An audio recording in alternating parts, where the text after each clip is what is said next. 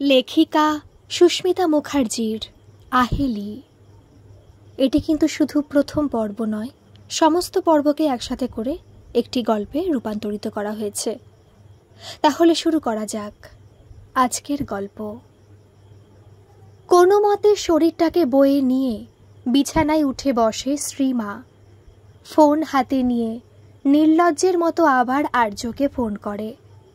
10-12 বার phone করে, কিন্তু ফোনের ওপারের মানুষটার কোনো সাড়া শব্দ নেই। ক্লান্ত হয়ে শুয়ে পড়ে, পাশেই ফোনটা পড়ে থাকে। মাঝরাতে হঠাৎ একটা দমকা হাওয়া ঘুম ভাঙিয়ে দেয় শ্রীমার। বাইরে তাকিয়ে দেখে কোথাও কোনো কিছুর আভাস নেই। তাহলে ওই হাওয়াটা কোথা থেকে এলো? জানালা তো বন্ধ, কিছু ভেবে পায় না শ্রীমা। হঠাৎ ফোনের স্ক্রিনে একটা নম্বর উঠে আসে। ফোনটা তুলতেই আর্যর কণ্ঠস্বর শুনতে পায় সে। কি হয়েছে? আবার পাগলামি করছিস তুই? রাত 1টা বাজে, এত রাতে ফোন করার মানেটা কি? শোন না আর্য, আমার খুব ভয় করছে রে। উফ, আবার দেখ, তোর এই পাগলামি ভালো লাগে না আমার। সহ্যের একটা সীমা থাকে। তুই জানিস তো কেন এরকম হয়? না, জানি না, আর পারছি না শ্রী, আমি অনেক হয়েছে, এইভাবে আমি থাকতে পারবো না। ট্রিটমেন্ট তো চলছে, আমার খুব প্রয়োজন তোর সাপোর্টের এই সময়। না, আমি পারবো না, তোর জীবনের অশান্তিগুলো আমি বয়ে বেড়াতে পারবো না।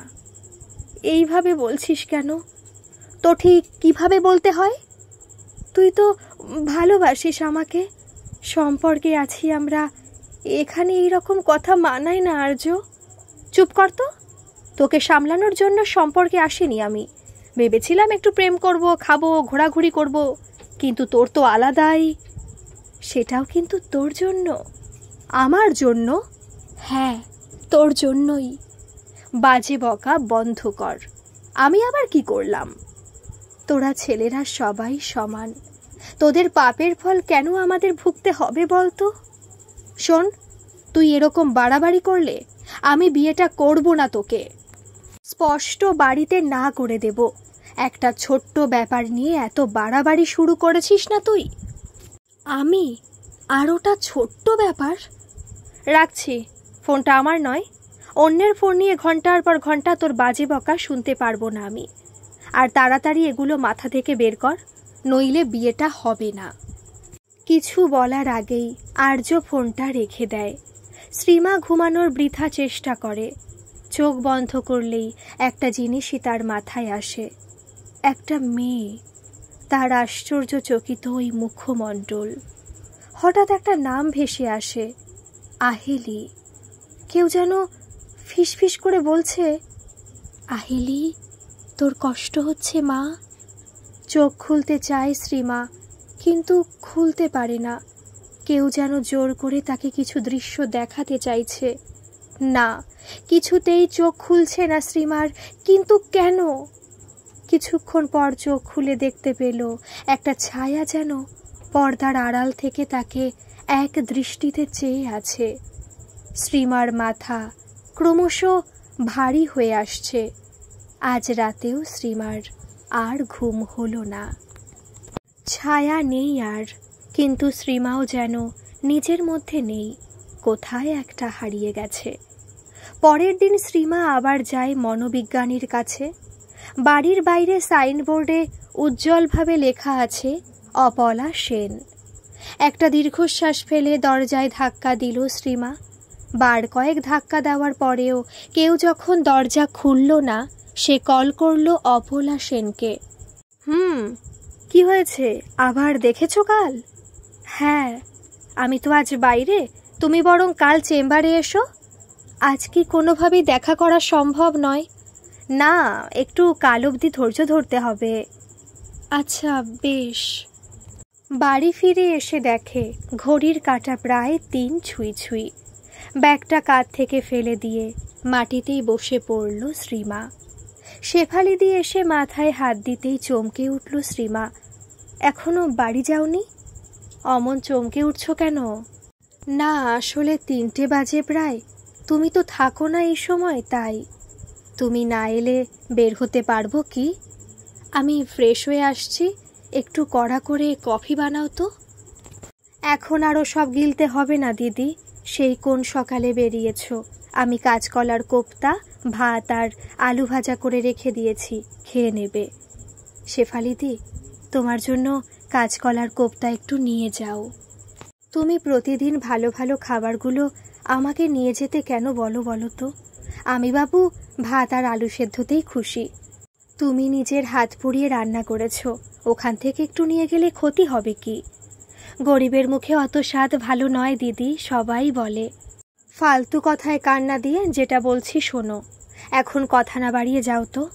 আজকে আর সন্ধ্যেতে আসতে হবে না, আর্য আর আমি বাইরে যাব। শ্রীমা স্নানে গেল।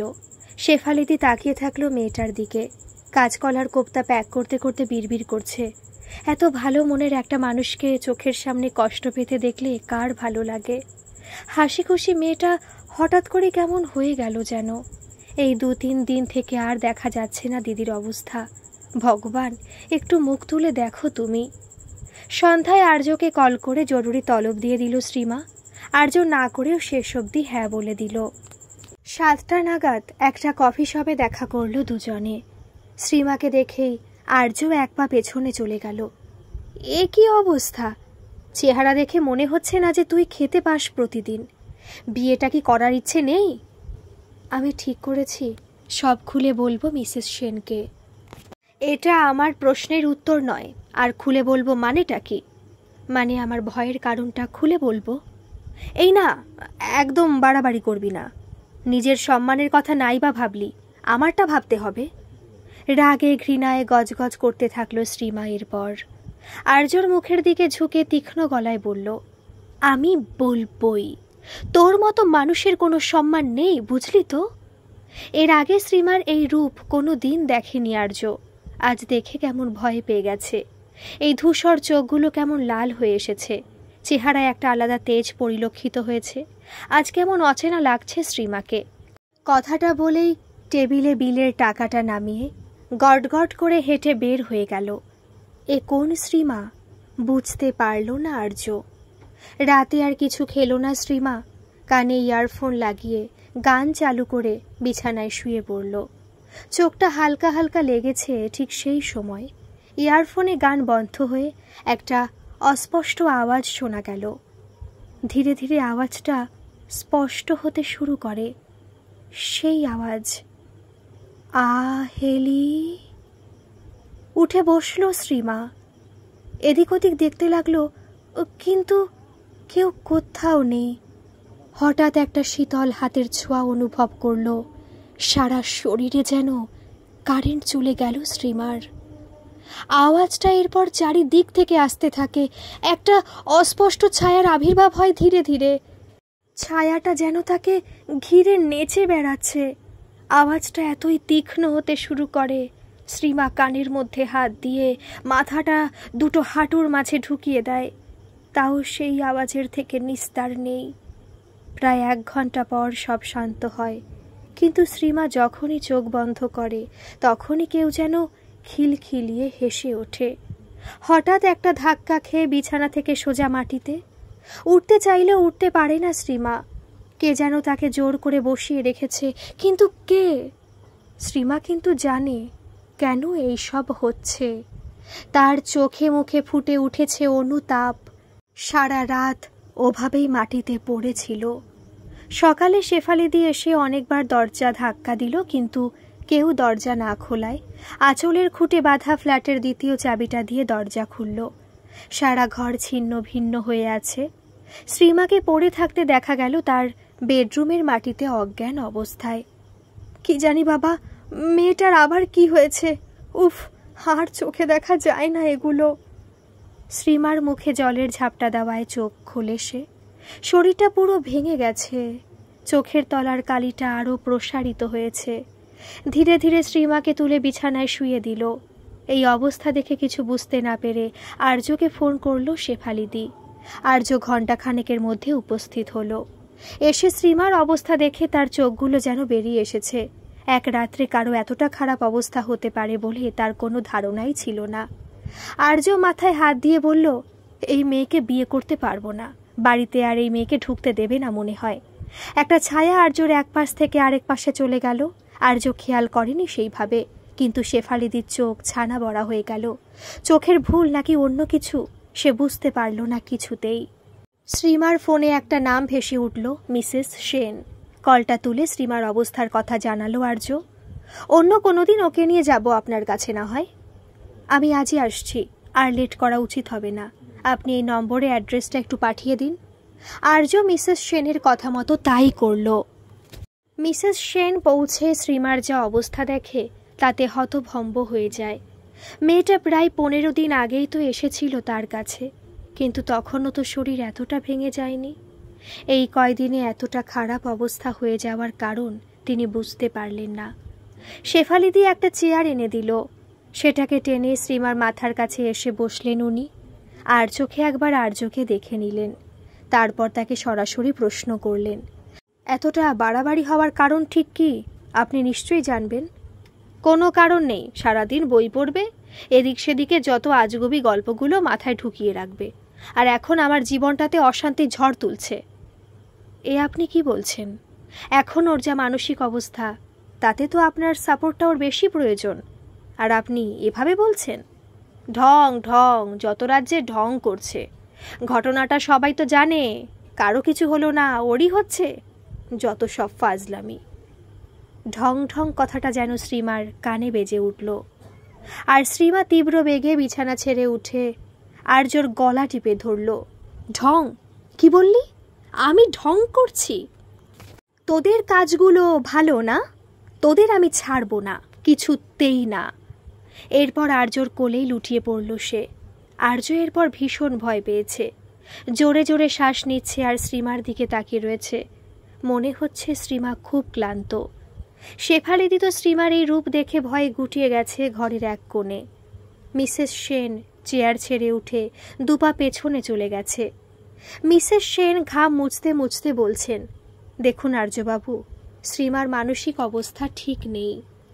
সেই ব্যাপারে আমি সাহায্য করতে পারি, কিন্তু এটা কি ছিল? এ তো অবিশ্বাস্য ব্যাপার। শ্রীমার গলার আওয়াজ এটা নয়, ওর চোখ মুখের ভঙ্গি পাল্টে গেছে। লাল চোখগুলো আমি স্পষ্ট লক্ষ্য করেছি। আলাদাই একটা তেজ ছিল ওর চোখে মুখে। প্রায় 6 মাস ধরে প্রতি মাসে শ্রীমা আসে আমার কাছে, খুবই শান্ত আর মিষ্টিভাষী, কিন্তু আজ আমি কাকে দেখলাম? আপনি কিন্তু সবটা খুলে না বললে আমি কিছুই করতে পারবো না, যদিও এই ব্যাপারে বিশেষ কিছু করতে পারবো বলে আমার মনে হয় না। শেফালিদি আবার দেখে একটা ছায়া যেন পর্দার পেছনে চলে গেল। ব্যাস, তারপর সে অজ্ঞান। জ্ঞান ফিরে আসার পর একটাই কথা বলে সে, এটা শ্রীমা দিদি নয়, আমি নিশ্চিত এটা অন্য কেউ। বলে এদিক ওদিক তাকাতে তাকাতে ঘর থেকে বেরিয়ে যায়। মিসেস সেন এখনও অবধি দাঁড়িয়েই ছিলেন। হঠাৎ একটা ফোন আসায় ওই ঘর থেকে বের হয়ে যায়। আর্য শ্রীমাকে বিছানায় শুয়ে দিয়ে বেরিয়ে আসে। পাশাপাশি বসে আর্য আর মিসেস সেন। শেফালিদি দুটো চায়ের কাপ টেবিলে নামিয়ে দিয়ে রান্নাঘরে ঢুকে পড়েছে। আর্যবাবু, বলুন কি হয়েছিল? শ্রীমা আপনাকে বলেনি কিছু? হ্যাঁ, বলেছে। প্রথম দিন যেদিন এসেছিল সেদিন বলেছিল যে অদ্ভুত অদ্ভুত স্বপ্ন দেখছে প্রতিদিন। কিছু চরিত্র স্বপ্নে ঘোরাফেরা করছে বারবার, যাদের সে চেনে না। আহেলি নামটা বারবার শুনতে পাচ্ছে সে স্বপ্নে বা কখনো বাস্তবেও, কিন্তু ওই নাম কোনোদিন সে শোনেনি। স্বপ্নগুলোর জন্যই রাতে ঠিকঠাক ঘুম হচ্ছিল না, কর্মজীবনে ক্ষতি হচ্ছিল, আরও নানান ধরনের অসুবিধার সম্মুখীন হতে হচ্ছিল। মানসিকভাবে ভেঙে পড়ছিল সে, এই সবই বলছিল। তারপর কি হলো? আপনি তো চিকিৎসক, আপনি কিছুই করতে পারলেন না? বাহ! দেখুন, যেগুলো করার ঠিকই করেছিলাম, কিন্তু কোনো কাজই হচ্ছিল না। দিন দিন ওর মনে আতঙ্ক বেড়ে যাচ্ছিল। ট্রিটমেন্ট শুরু হওয়ার 5 মাস পরও যখন কোনো পরিবর্তন দেখা গেল না, উল্টে আরও খারাপ হতে লাগলো, তখন ঘুমের ওষুধ দিই, তাতেও কোনো কাজ হয়নি। এরপর কি করণীয় বলুন? আমি তো অবাক হয়ে গেছিলাম নিজেই। আগেই তো ঘুমের ওষুধ দিতে পারতেন। ওই রকম কোনো মানুষকে প্রথমে ঘুমের ওষুধ দেওয়া হয় না, প্রয়োজন বুঝলে আমরা ঠিক দিই। ও কাল আমার সাথে দেখা করতে আসে ঠিকই, কিন্তু ওর ডেট ছিল প্রায় 15 দিন পর। তাড়াহুড়ো করে কিছু বলার জন্যই এসেছিল, আর সেটা কি আমাকে জানতে হবে। আপনি ফালতু না কথা বাড়িয়ে এটা বলুন তো, আহেলিকে? ও স্বপ্নে কাকে দেখছে আমি কি করে জানবো? আপনি সব জানেন? একটা মেয়ের জীবন আপনি এভাবে নষ্ট করতে পারেন না। হঠাৎ শেফালিদি চোখের জল মুছতে মুছতে বলে, না গো ম্যাডাম, আর্যবাবু আগেও দুটো মেয়ের জীবন নষ্ট করেছে। এইটা হলো ওর 3 নম্বর। মানে? আর্যবাবু, এটার মানে কি? এই মেয়ে, ফালতু কথা বলছিস কেন? আমাকে কতটুকু চিনিস তুই? শোনো বাবু, শাক দিয়ে মাছ ঢাকা যায় না কো। আমি শুনেছি দিদিকে বলতে, তুমি মোটেও ভালো মানুষ নও কো। তোর দিদি বলেছে আমি ভালো মানুষ নই? এত বড় সাহস! দিদি কেন বলতে যাবে? আমি বলছি তো। জানেন ম্যাডাম, মাস 2 আগেকার কথা, আমি সন্ধ্যের খাবার বানানোর জন্য বাড়িতে এসেছিলাম। দিদি এই আর্য দাদাবাবুকে ফোন করে বলছিল যে উনি কেন দুটো নিষ্পাপ মেয়ের মরণের কারণ হয়েছে। আমি স্পষ্ট শুনেছিলাম। আমি ভালোই বুঝতেছি এসব কেন হচ্ছে। তুমি এত সহজে নিস্তার পাবে না কো। তোমার সাথে বিয়ে করতে গিয়ে দিদি ভোগ করতেছে এত কিছু শুধু শুধু। বড্ড বলছিস তুই, যা নিজের কাজ কর গিয়ে। এই গরিবের কথা ফলবে একদিন, দেখো, শুধু দিদির যেন কিছু ক্ষতি না হয়, এইটাই আমার মানত রইল ভগবানের কাছে। দিদি ঠিক হলে কালী মায়ের পায়ে পুজো দিয়ে আসবো আমার সাধ্য অনুযায়ী। আর্যবাবু, মুখটা আপনি কি এখনো খুলবেন না? শ্রীমার ঘর থেকে একটা আওয়াজ আসে। মনে হলো কাচের গ্লাস পড়ে গেছে। সবাই দৌড়ে গিয়ে দেখে তাই হয়েছে। শ্রীমার জ্ঞান ফিরেছে। সবাইকে দেখে বলে, আমি আসলে জল খেতে গিয়েছিলাম, ওঠার শক্তি পাচ্ছিলাম না, খুব দুর্বল লাগছে, তাই জলের গ্লাসটা নিতে গিয়ে পড়ে গেল। শেফালিদি তাড়াহুড়ো করে রান্নাঘর থেকে 1 গ্লাস জল এনে দেয়। মিসেস সেন খাইয়ে দেয় জলটা। অদ্ভুতভাবে আর্য চেঁচিয়ে বলে, শ্রীমা, তুই কি কাজের লোকের সামনে আমাদের পার্সোনাল কথাগুলো বলিস নাকি? এখন ওদের কাছেও আমাকে অপমানিত হতে হবে? শ্রীমা চিৎকার করতে গিয়েও করতে পারল না। ও খুব দুর্বল হয়ে পড়েছে।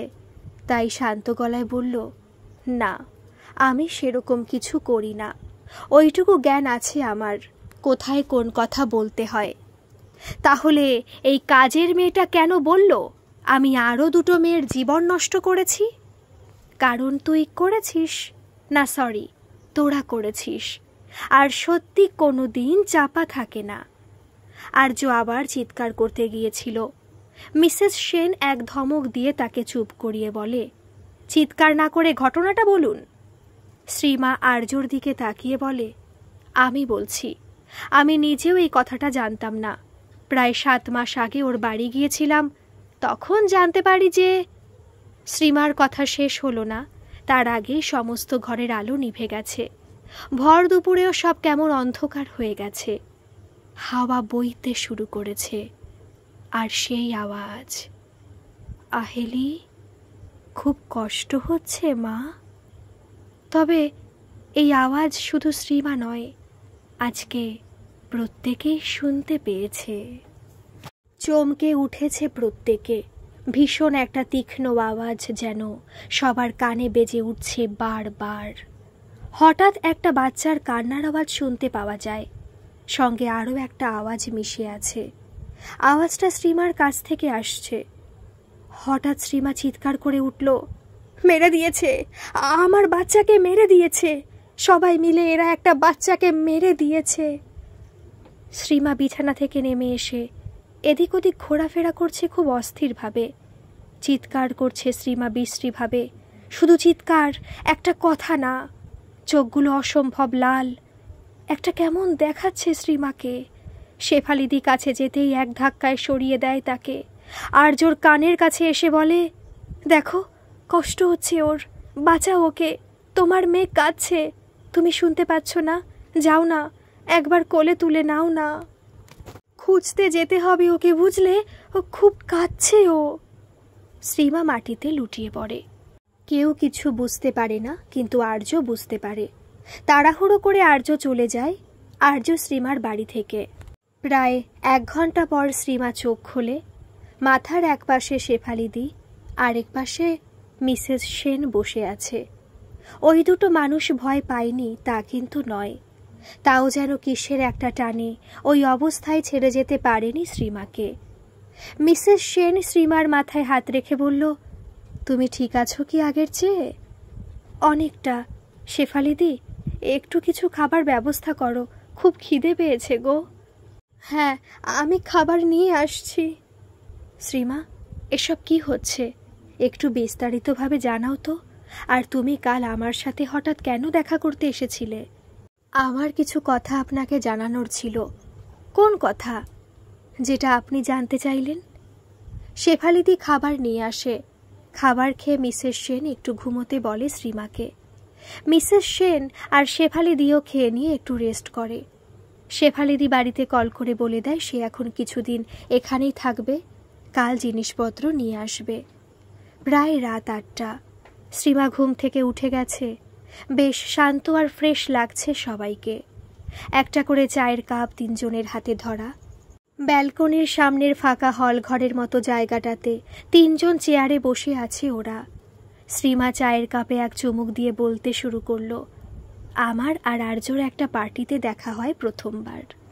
খুব একটা কথা হয়নি সেদিন, জাস্ট ওই হাই হ্যালো।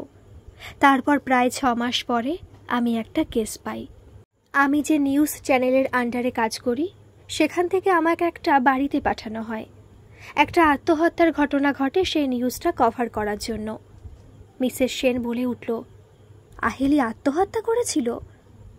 শেফালিদি চায়ের কাপ হাতে ধরে গল্প শুনছে, এক চুমুকও দেয়নি কাপে। আমি জানতাম এ ছেলে ওই আহেলি নামের মেয়েটাকে মরে যেতে বাধ্য করেছে। প্রেম করবে আর বিয়ে করতে বাবুদের গায়ে যেন ফোসকা পড়ে। আর তুমি বিয়ে করছো এই ছেলেটাকে, তাই তোমার ঘাড়ে চেপেছে। মিসেস সেন বলে উঠল, আহ, তুমি একটু চুপ করবে? হ্যাঁ, তুমি তো গেলে আহেলির বাড়ি ঘটনাটা জানার জন্য। নিয়ে কি জানলে? আহেলি আত্মহত্যা করেছিল নাকি খুন হয়েছিল? শ্রীমা ওখান থেকে উঠে ব্যালকনির সামনে গিয়ে দাঁড়ালো। আত্মহত্যা করেছিল সহেলি মিত্র, তার শ্বশুর বাড়িতে। মিসেস সেন আর শেফালিদি অবাক। সহেলি মিত্রটা আবার কে? তাহলে আহেলি কেন শুনতে পেয়েছিলাম? ভুল শুনেছিলাম আমরা সবাই। শ্রীমার চোখ থেকে জল পড়ে। আর্যর স্ত্রী সহেলি মিত্র, এক মাথা খোলা চুল, কপালে লাল টিপ আর সিথি ভর্তি সিঁদুর, লাল শাড়ি, ব্লাউজে খুব সুন্দর হাতের কাজ, পায়ে নূপুর, কানে ঝুমকো, গলায় মঙ্গলসূত্র, হাত ফাঁকা ছিল শুধু। খুব মিষ্টি দেখতে মেয়েটা। আর্যর পায়ের কাছে বসে কাঁদছিল প্রচণ্ড। প্রথমবার দেখাতে চিনতে পারিনি আর্যকে, পরে চিনতে পেরেছিলাম। বিরাট জমিদারের বাড়ি ওদের, তাই জমিদার বাড়ির বউ আত্মহত্যা করেছে এটা তখন খুব বড় খবর। টিআরপি বাড়বে চ্যানেলের। এই ব্যাপারে যত তথ্য দিতে পারবো। বাড়ির সবার সঙ্গে কথা বললাম, জানা গেল সন্তান সম্ভবা ছিল মেয়েটা। খুব খুশি ছিল, বলেছিল মেয়ে হলে নাম রাখবে আহেলি। কিন্তু বাচ্চাটা নাকি মারা যায় হঠাৎ। তারপর থেকেই মানসিকভাবে অসুস্থ হয়ে পড়ে। চিকিৎসা চলছিল, কিন্তু তার মাঝে আত্মহত্যা কেন করলো কেউ বুঝতে পারেনি। মেয়েটার চেহারা দেখলেই একটা মায়া পড়ে যাবে, এমনই চেহারা। কথাগুলো আর্য জানায় সব আমাকে। সেদিন অনেক কথা হয়েছিল আমাদের। ও খুব ভেঙে পড়েছিল। আমার দেখে না খুব খারাপ লাগছিল। তারপর সোশ্যাল মিডিয়াতে আমাদের 3 মাস পর যোগাযোগ হয়। ধীরে ধীরে বন্ধুত্ব হয়ে ওঠে খুব ভালো। আমাদের বয়স প্রায় কাছাকাছি। ও আমার চেয়ে 6 মাসের ছোট। একদিন জানায় সে আমাকে নিয়ে তার জীবনটা নতুনভাবে শুরু করতে চায়। আমিও না বলতে পারিনি। ভালোবেসে ফেলেছিলাম নিজের অজান্তেই। কিন্তু জমিদারের বাড়ির লোক কি মানবে তাদের বাড়ির বউ হিসেবে এই মা বাপ মরা মেয়েটাকে? প্রায় 8 মাস আগে আর্য জানালো তার বাড়িতে। মেনে নিল প্রত্যেকে। আমি খুশিতে দিশেহারা হয়ে গেলাম। তারপর বাড়ি যাওয়া আসা হতো ওর। কিন্তু একবার একটা খুব বিশ্রী ঘটনা ঘটে, আর তারপর থেকে এইসব শুরু হয়। একটা দীর্ঘশ্বাস ফেলে কথা শেষ করল শ্রীমা। অনেক রাত হয়েছে। মিসেস সেন বাড়ি যাওয়ার জন্য রওনা হলো। শ্রীমা আর শেফালিদি খাবার খেয়ে শুয়ে পড়ল। আজ রাতের জন্য তারা প্রস্তুত ছিল, কিন্তু আশ্চর্যের ব্যাপার, আজ কিচ্ছু হলো না। অনেক দিন বাদে শ্রীমা ঘুমোলো ভালোভাবে। সকালে উঠে দেখে শেফালিদি চায়ের কাপ রেখে দিয়ে গেছে টেবিলে। এখনও চা গরম, মানে এই দিয়েছে। উঠে বসল শ্রীমা। শেফালিদি তাড়াহুড়ো করে রুমে ঢুকে বলল, তোমাকে চা দিয়ে ঘুম থেকে তুলতে যাব, ঠিক সেই সময় দরজা ধাক্কা দেয় কেউ। গিয়ে দেখি একটা বাক্স, দেখো তো কি আছে। শ্রীমা বক্স খুলতেই অবাক হয়ে যায়। একটা শাড়ি, একটা ব্লাউজ, একজোড়া নূপুর, একটা মঙ্গলসূত্র, একটা টিপের পাতা, একটা সিঁদুরের পাত্র, সাথে একটা চিরকুট। সবগুলো চেনে শ্রীমা। এগুলো সেদিন সহেলি মিত্র পড়েছিল। চিরকুটে লেখা শুভ বিবাহ। শুভ বিবাহ দেখে অবাক হয়ে যায় শ্রীমা। আর্য আর এই বিয়েটা করবে বলে সন্দেহ আছে। সবটা জেনে শুনে নিজের বিপদ নিজে ডেকে আনার ছেলে সে নয়, খুবই চালাক। সেটা তো সেদিন তার বাড়িতেই টের পেয়েছিল শ্রীমা। শুধু আর্য নয়, তার পুরো পরিবার ঠিক কতটা চালাক। বক্সটা একদিকে নামিয়ে রাখল শ্রীমা। শেফালিদি বাইরে থেকে ডাক দিল, দিদি, ডাক্তার ম্যাডাম এসেছেন, ডাকছে তোমাকে। শ্রীমা নিজের ঘর থেকে বেরিয়ে আসে। আপনি? হ্যাঁ, কাল রাতে পুরোটা শোনা হয়নি তো। তোমার আর আর্যর সম্পর্ক কিভাবে হলো জানতে পেরেছি, কিন্তু এই সব কখন থেকে শুরু হলো আমাকে সেটা জানতে হবে। শেষ যেবার আর্যর বাড়ি যাই, সেইবার ও পুরো ঘরটা আমাকে ঘুরিয়ে ঘুরিয়ে দেখাচ্ছিল। আগেও ওর বাড়ি গেছি, কিন্তু অত সময় হয়নি যে ওই বিশাল বাড়িটা দেখব। সেদিন রবিবার ছিল, কারো কোনো কাজ ছিল না, সবাই ফ্রি ছিল। প্রথমে বাগানের দিকটা গেলাম। নানা রকম ফুল ফলের গাছ, ভীষণ জীবন্ত লাগছিল গাছগুলোকে। ওগুলো সব সহেলির পছন্দ মতো গাছ, পরে জানতে পেরেছিলাম। তারপর নিচের তলার ওপরের তলার ঘরগুলো দেখলাম। সবকটি ঘর যেন একই রকম। ছাদে গেলাম, ঘোরাঘুরি করলাম পুরো ছাদ। বিশাল ছাদ, আর খুব সুন্দর দৃশ্য দেখা যায় ওই ছাদ থেকে। কিন্তু ছাদের একটা ঘর বাইরে থেকে লাগানো ছিল, জানেন, ওটাতে আর্য আমাকে ঢুকতেই দিল না। বলল খুব নোংরা আছে, অনেকদিন খোলা নেই তো তাই। আমিও গেলাম না, কিন্তু ছাদের ওই ঘরটা আমাকে কেমন টানছিল বারবার। দুপুরে আর্যদের বাড়িতে খাওয়া দাওয়া করলাম। সবাই তখন খেয়ে বিশ্রাম নিচ্ছে। আমাকে ওপরের তলার একটা ঘরে বিশ্রাম নেওয়ার জন্য পাঠিয়েছে। কিন্তু ওই ছাদের ঘরটা আমাকে ভীষণ রকম কৌতূহলী করে দিয়েছিল। আমি কাউকে কিছু না জানিয়ে ঘরটা দেখতে চলে গেলাম। ঘরটা খুলে নাকে একটা বিশ্রী গন্ধ এলো। 2-3 মিনিটের জন্য পেলাম, তারপর আর ওই গন্ধ নেই, বরং ফুলের গন্ধ পাচ্ছিলাম। বিভিন্ন ধরনের ফুলের গন্ধ, কিন্তু ফুলের গন্ধ কোথা থেকে আসছিল বুঝতে পারিনি। বাগানের ফুলের গন্ধ এখানে আসবে সেটা সম্ভব না। যাই হোক, সহেলির সমস্ত জিনিসপত্র রাখা ছিল ওই রুমে। সমস্ত জিনিসগুলো নাড়াচাড়া করে দেখতে লাগলাম। ছবিগুলো দেখে চোখ জুড়িয়ে যায়। একটা ডায়েরি হাতে পেলাম। তখন মনে হলো সম্ভবত এটা সহেলি ডায়েরি হবে, তাই ওটা নিয়ে রুমে চলে গেলাম। ঢুকিয়ে নিলাম ব্যাগে বাড়ি নিয়ে আসার জন্য। কেন করলাম ওরকম জানি না। বাড়ি ফিরলাম রাতে, খাওয়া দাওয়া করে ডায়েরিটা বের করে বসলাম। লেখাগুলো একটাও স্পষ্ট নয়, কিছু পড়া যাচ্ছে না, কিন্তু মাঝ বরাবর একটা পাতা স্পষ্ট পড়া গেছিল, যেখানে লেখা ছিল, আজ জানা গেছে সহেলি মেয়ে সন্তানের জন্ম দেবে। সহেলি খুশিতে আত্মহারা হয়ে গিয়েছিল। তার লেখা দেখে বোঝা যাচ্ছে সে তার মেয়ের নাম ঠিক করে ফেলেছিল। আহেলি হবে তার মেয়ের নাম। তারপর আরেকটা পাতা পড়তেই আমার চোখের জল আটকানো গেল না। সঙ্গে সঙ্গে আর্যকে কল করলাম, আর সেদিনের কথাটাই হালকা শুনতে পেয়েছিল শেফালিদি। কি বলেছিলে? এমন কি পড়েছিলে তুমি? আর্যরা যখনই ডাক্তারের কাছে জানতে পারে যে মেয়ে সন্তান জন্ম দেবে সহেলি, তার বাচ্চাটাকে নষ্ট করে দেয় জোরপূর্বক। সহেলি বাধা দিতে চাইলে তাকেও অত্যাচার করা হয়। প্রথম সন্তান ছিল ওটা সহেলির। অনেক স্বপ্ন দেখেছিল সে তার আহেলিকে নিয়ে, কিন্তু এই ঘটনাটা সে কিছুতে মেনে নিতে পারেনি। শেষে সে আত্মহত্যা করে। কিন্তু এটার জন্য পুরোপুরি দায়ী আর্য ও তার পরিবার। সেদিন এইসব নিয়ে কথাবার্তা হচ্ছিল, তখনই আর্যকে আমি বলেছিলাম যে তুই এভাবে দুটো মেয়ের জীবন শেষ করে দিলি। সেটাই শুনেছে শেফালিদি।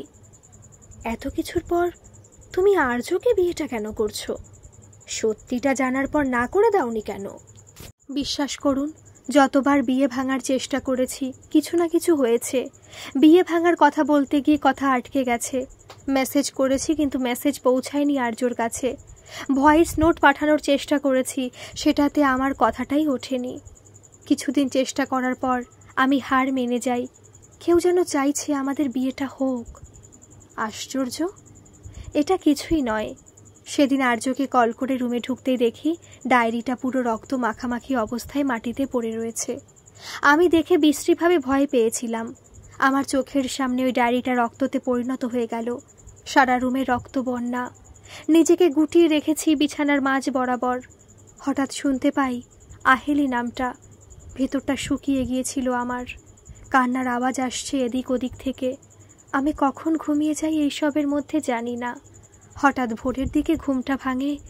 মাথার ওপর সহেলির মুখখানা, ওর চোখ দিয়ে রক্ত পড়ছে, দাঁত বের করে আমার দিকে তাকিয়ে আছে। উঠতে চাইছি বিছানা থেকে, কিন্তু কিছুতেই পারছি না। পাশে দেখি একটা বাচ্চা শুয়ে আছে, রক্ত মেখে সারা শরীরে। পালাতে চাইছিলাম আমি আমার ঘর থেকে, কিন্তু মনে হচ্ছিল কেউ আমাকে গেঁথে দিয়েছে বিছানাতে। হঠাৎ রুমের নাইট বাল্বটা নিভে যায়, আর আমার মনে হয় ওই বাচ্চাটা আমার সারা শরীর নিয়ে খেলতে থাকে। প্রায় আধ ঘন্টা এরকম চলার পর নাইট বাল্বটা জ্বলে ওঠে। তারপর আর কিছু নেই। প্রায় 1 সপ্তাহ এরকম হয়। তারপর এগুলো বন্ধ হয়ে যায়, কিন্তু স্বপ্নের লীলা খেলা শুরু হয়।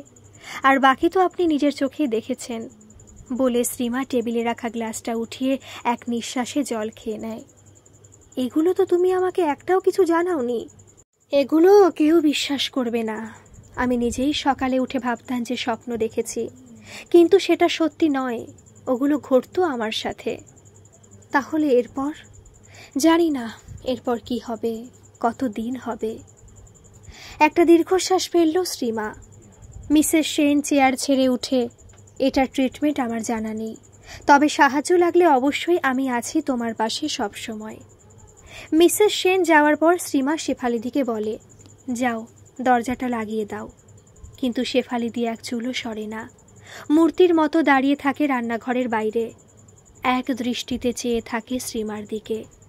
শ্রীমা কাছে গিয়ে তার ঘোর ভাঙায়। শেফালিদি জড়িয়ে ধরে শ্রীমাকে। কেন জানি না, ওই দিন থেকে আর শ্রীমার সাথে আগের ঘটনাগুলো ঘটে না, স্বপ্নগুলোও আসে না। শ্রীমা ঠিক থাকায় 5 মাসের মাথায় ওর আর আর্যর বিয়ের ডেট ফাইনাল হয়ে যায়। আজ আর্য আর শ্রীমার বিয়ে। আর্য দাঁড়িয়ে, বউ এসেছে পান পাতা মুখে দিয়ে। পান পাতা সরাতেই সহেলির মুখটা দেখতে পায় আর্য। চোখগুলো একবার রোগড়ে নেয়, তারপর চোখ খুলে দেখে শ্রীমা। একটা কুৎসিত হাসি শ্রীমার ঠোঁটের ফাঁকে উকি মারছে। একে একে সমস্ত নিয়ম সম্পূর্ণ হয়।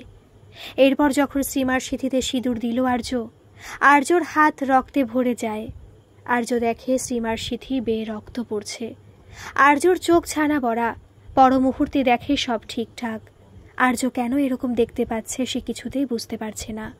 বিয়ে শেষ হলে আর্যর মা বরণ করে নতুন দম্পতিকে ঘরে তুলতেই হঠাৎ করে মাটিতে পড়ে যায়। তুলতে গিয়ে দেখে মারা গেছে, সম্ভবত হার্ট অ্যাটাক। খুশির ঘরে শোকের ছায়া নেমে আসে। আর্যর মায়ের সমস্ত কাজ শেষ হয়েছে। আজ 5 দিন হলো। আর্যর বৌদি রান্নাঘরে কাজ করছে। আর্য আর শ্রীমা গেছে বাইরে। আর্যর দাদা বাগানে বসে পেপার পড়ছে। ছাদে আছে আর্যর বোন, নাচ করছে সহেলির ঘুঙুর পরে। মারা যাওয়ার পর বৌদির জিনিস হাতাতে ভোলেনি। শ্রীমা বাড়ি ঢুকে বাগানে পা দিতেই শুনতে পায় ঘুঙুরের শব্দ। ওপরে তাকিয়ে দেখে নন্দিনী নাচ করছে। তীক্ষ্ণ দৃষ্টিতে 1 মিনিট ধরে তাকিয়ে রইল নন্দিনীর দিকে। সঙ্গে সঙ্গে বাড়ির ভেতরে ঢুকে গেল হনহনিয়ে। নন্দিনী নাচ করতে করতে ব্যালেন্স সামলাতে না পেরে সোজা ছাদ থেকে মাটিতে। মুখ থেকে রক্ত বের হয়ে মেয়েটা শেষ। শ্রীমার আর স্বপ্ন আসে না, স্বাভাবিকভাবেই থাকে। হাসি খুশি মেয়ে আগের মতো, নিজেকে ঠিক সাজিয়ে রাখে সহেলির মতো। তার মধ্যে যেন সহেলিকে দেখা যায়, কিন্তু অস্বাভাবিক আচরণ কিছু করে না। খাবার টেবিলে সবাই খেতে বসেছে। নানান পদ রান্না হয়েছে আজ। শ্রীমা নিজের হাতে বানিয়েছে, সবাইকে নিজেই পরিবেশন করছে। খাওয়া দাওয়া শেষ করে সবাই একটু আড্ডা দিচ্ছে। বাড়ির পরিবেশটা অনেকটা হালকা আছে। হঠাৎ আর্যর বৌদির শরীরটা খুব খারাপ হয়ে গেল। ডাক্তার এসে বলল সম্ভবত ফুড পয়জনিং। সবাই তো একই খাবার খেয়েছে, তাও আর্য বৌদিরই কেন শুধু হলো সেটা কেউ ভেবে পাচ্ছিল না। দিন 10 প্রচণ্ড শরীর খারাপের পর মারা যায়। আর্যর পরিবারে আর কোনো মেয়ে নেই শ্রীমা বাদে, সবাই মৃত। প্রায় 1 বছর পর শ্রীমার একটা মেয়ে হলো। শ্রীমা মেয়ের মুখ দেখে চমকে ওঠে। সেই অবিকল যাকে অনেক দিন আগে রক্তমাখা অবস্থায় তার পাশে শুয়ে থাকতে দেখেছিল, একটুও ভুল হচ্ছে না শ্রীমার। সেই বাচ্চাটাই জন্ম নিয়েছে। শ্রীমা ডাকল আহেলি বলে, কোলে তুলে পরম স্নেহে জড়িয়ে কান্নায় ভেঙে পড়ল। তবে এটা শ্রীমা না সহেলি? দুটো মানুষ যেন আজ মিলে মিশে গেছে। না, মানুষ বলাটা ঠিক হবে না। দুটো আত্মা যেন একটাই শরীরে বাস করছে। মেয়ে হয়েছে তাই কেউ একটিবারের জন্য দেখতে আসেনি। সুস্থ হওয়ার পর শ্রীমা তার মেয়েকে নিয়ে বাড়ি ফিরছে প্রচণ্ড ঝড় বৃষ্টি। বাড়ির চৌকাঠে পা দিতে আর্য বলল, ওই মেয়েকে নিয়ে বেরিয়ে যা। তুই আসার পর আমাদের বাড়িতে এতগুলো মৃত্যু হলো, আজ তুই মেয়ে নিয়ে ঘরে ঢুকছিস? তুই একটা অপয়া। আগে বুঝতে পারলে তোকে বিয়েই করতাম না। খিলখিলিয়ে হাসতে লাগলো শ্রীমা।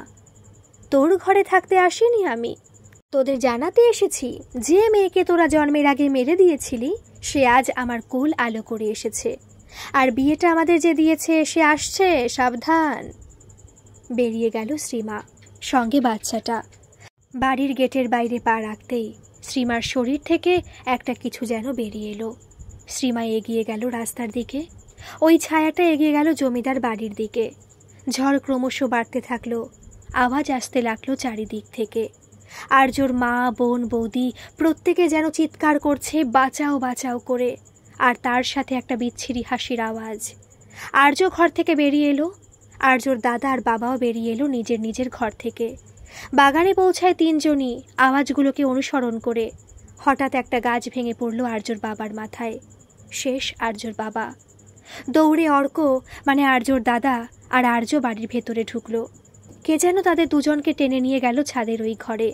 ঘুঙুরগুলো প্রচণ্ড আওয়াজ করছে, যেন কানের মধ্যে ঢুকে বাজছে। পালাতে চাইছে ওই ঘর থেকে দুজনই, কিন্তু পারছে না। শ্বাস আটকে আসছে ক্রমশ। তাদের সারা শরীরে কে যেন রক্তের ছিটা দিচ্ছে ওপর থেকে। ওপর দিকে তাকাতেই দেখে ছাদের ঘরের সিলিংটাতে কে যেন লটকে আছে। শ্রীমার কোলের বাচ্চাটা। হঠাৎ ভেঙে পড়ল সিলিংটা। শ্রীমা বাচ্চাটাকে নিয়ে নিজের ফ্ল্যাটে ঢুকলো। খুব ভালোভাবেই শ্রীমা আজকাল বুঝতে পারে কখনো কখনো অন্য কেউ বাস করে তার শরীরে, আর সঙ্গে থাকে ছায়ার মতো সব সময়। কিন্তু আর ভয় পায় না। এই বাচ্চাটার মায়া হয়তো আটকে রেখেছে সেই অশরীরীকে। পরের দিন খবরে শোনা যায় জমিদার বাড়ি ভেঙে পড়েছে কালকের প্রচণ্ড ঝড়ে। 3টি মৃতদেহ উদ্ধার করা হয়। খবরটি কভার করতে গেছে নানান নিউজ চ্যানেলের লোক। সেখানে আছে শ্রীমাও। আগে 2টো ভৌতিক গল্প করেছি আমি, এবং অনেকেই সেই গল্পে কমেন্ট করে বলেছেন যে এরকম ধরনের গল্প আপনারা শুনতে চান এরপরে। তো তাদের জন্যই আজকের এই গল্পটি। আমি তো সব সময় আপনাদের সামাজিক গল্প শুনিয়ে থাকি। যদি মাঝে মাঝে এরকম 2-1টা ভৌতিক গল্প আপনাদের শোনাই, আপনারা কি শুনতে চাইবেন? তাহলে একটা কমেন্ট করে জানাবেন। আর যদি গল্পটি ভালো লাগে তাহলে প্লিজ একটা সাবস্ক্রাইব করে দেবেন। ধন্যবাদ।